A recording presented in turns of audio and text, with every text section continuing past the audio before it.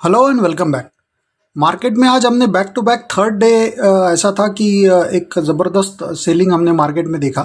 In fact जिस तरह के ग्लोबल क्यूज़ बने थे तो ये आज बिल्कुल एक्सपेक्टेड था कि मार्केट में एक अच्छा खासा गैप डाउन ओपनिंग देखने को मिलेगा।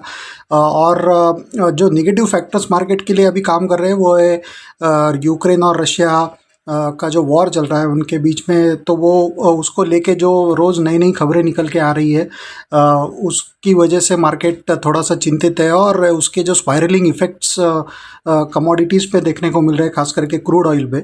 तो वहाँ एक ज़बरदस्त उछाल आज हमने देखा क्रूड ऑयल में, और करीब $139 प्रति बैरल के रेट क्रूड ऑयल ने आज सुबह सुबह उसके फ्यूचर्स ने छू लिए थे। तो वो एक बहुत बड़ा एक निगेटिव फैक्टर मार्केट के लिए हो गया था। तो इन सब के चलते आज एक निगेटिव ओपनिंग मार्केट में बिल्कुल एक्सपेक्टेड था। और दिन भर जिस तरह का एक माहौल मार्केट में देखने को मिला तो बहुत ही ज़्यादा एक वीक अंडरटोन मार्केट में दिन भर बना रहा। हालांकि इन बिटवीन ड्यूरिंग डे एक छोटा सा पुल बैक का अटेम्प्ट ज़रूर मार्केट ने किया था, लेकिन वो सस्टेन नहीं हो पाया, वो फिर पूरी तरह से गिव अप कर दिया।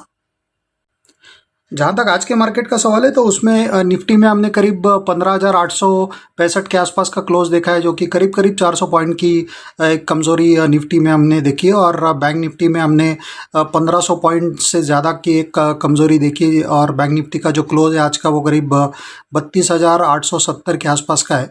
तो नेट नेट दोनों ही इंडेक्सेस में आज दिन भर एक ज़बरदस्त बिकवाली का ही माहौल बना रहा। जहाँ तक सेक्टर्स का सवाल है तो सेक्टर्स में आज जो लूजिंग सेक्टर्स थे उसमें private bank, PSU banks, financial services, FMCG, auto, ये सारे ही सेक्टर्स में करीब 3 से 6% की रेंज में हमको आज बिकवाली देखने को मिली।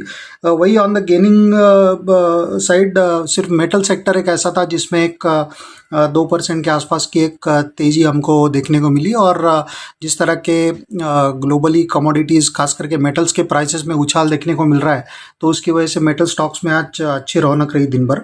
इंडिया वोलेटिलिटी इंडेक्स जो है वो अभी भी 29 के ऊपर बना हुआ है, आज भी 29 के ऊपर उसका क्लोज है। तो ये थोड़ा सा एक निगेटिव फैक्टर है मार्केट के लिए, एक थोड़ा सा कंसर्न है नियर टर्म में।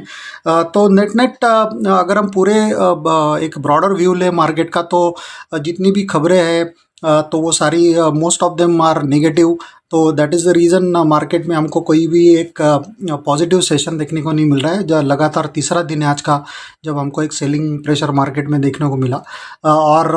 जिस तरह से अभी 10 तारीख को इलेक्शन के रिजल्ट्स आएंगे 5 स्टेट के, तो उसके बाद फिर और एक डायरेक्शनल मूव शायद से मार्केट को मिलेगा, क्योंकि वो एक ऐसा डोमेस्टिक क्यू होगा जिसकी वजह से मार्केट को एक थोड़ी सी दिशा मिल सकती है, या थोड़ी इनफैक्ट वोलेटिलिटी भी बढ़ेगी उस इवेंट की वजह से। और फिर फेड की मीटिंग है, तो उसके बाद फिर देखते हैं किस तरह के ग्लोबल क्यूज़ मिलेंगे। तो ये सारी चीज़ें मार्केट को आने वाले कुछ दिनों में एक डायरेक्शन उसका तय करेंगी। सपोर्ट जो निफ्टी के लिए ऑन द लोअर साइड निकल के आ रहा है वो है करीब 15,700, और उसके बाद फिर एक 15,500 का एक जो लो निफ्टी ने किया था जुलाई में, 28 जुलाई 2021 को। तो वो एक थोड़ा सा एक नियर टर्म में एक अच्छा खासा सपोर्ट बना रहेगा। वही on the higher side Nifty में अगर किसी वजह से कोई छोटा मोटा एक पुल बैक या रिलीफ रैली अगर देखने को मिलती है तो वो 16,150, 16,250 इस रेंज में आके थोड़ा सा एक रेजिस्टेंस निफ्टी के लिए आ सकता है ऑन द हायर साइड। जहाँ तक बैंक निफ्टी का सवाल है तो बैंक निफ्टी में भी कुछ इसी तरह का एक चार्ट सेटअप बना हुआ है, और उसमें जो सपोर्ट लेवल अभी बैंक निफ्टी के निकल के आते हैं वो करीब 32,000 और 32,300 ऑन द लोअर साइड, ये दो सपोर्ट्स है बैंक निफ्टी के लिए। वही on the higher side bank Nifty में अगर कोई पुल बैक आता है तो वो हमको 33,500, 33,850 वहाँ तक ये पुल बैक हमको देखने को मिल सकता है, और वहाँ पे एक रेजिस्टेंस बैंक निफ्टी के लिए फेस होगा। तो नेट नेट अंडरटोन तो अभी भी मार्केट का वीक बना हुआ है, और न्यूज़ फ्लो भी काफ़ी ज़्यादा निगेटिव है। और एक मेंशन करने जैसी एक टेक्निकल चीज़ ये है कि ये जो नीचे के स्केल में हम एडीएक्स देख रहे हैं जो प्लॉट किया हुआ, तो उसमें ये जो वाइट लाइन है दिस इज एडीएक्स लाइन। सो तो ये बेसिकली 20 के ऊपर जब चलना शुरू करता है तो इट शोज़ कि some directional move is likely to take place, और वो ट्रेंड कंटिन्यू होगा। तो इस तरह के इंडिकेशन होते हैं उसमें। और जैसा कि हम जानते हैं कि अभी फ़िलहाल जो मार्केट का अंडरटोन चल रहा है वो निगेटिव चल रहा है और डाउन ट्रेंड में मार्केट है।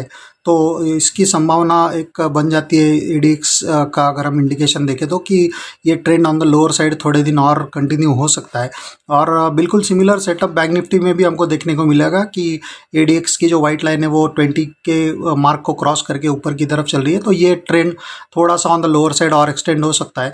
और डेली और वीकली चार्ट पे तो जैसा हमने पहले भी डिस्कस किया था कि जो क्रूशल लेवल्स है वो बैंक निफ्टी और निफ्टी दोनों ने ऑलरेडी अपने जो क्रूशल लेवल्स थे उनको ब्रेक किया है। और वीकली चार्ट पे भी कुछ इसी तरह का एक सेटअप हमको देखने को मिला गया। और वीकली चार्ट पे और एक ख़ास चीज़ है कि जो वीकली चार्ट के एवरेजेस है, थ्री वीक, 5 वीक, 13 वीक, तो उसमें भी अभी निगेटिव क्रॉसओवर आने की तैयारी होती हुई दिख रही है। तो वो एक थोड़ा सा कंसर्न, मीडियम टर्म का अगर हम व्यू रखें मार्केट पे, वो एक कंसर्न है मार्केट के लिए। तो नेट नेट थोड़ा सा निगेटिव सेटअप ही अभी भी बना हुआ है।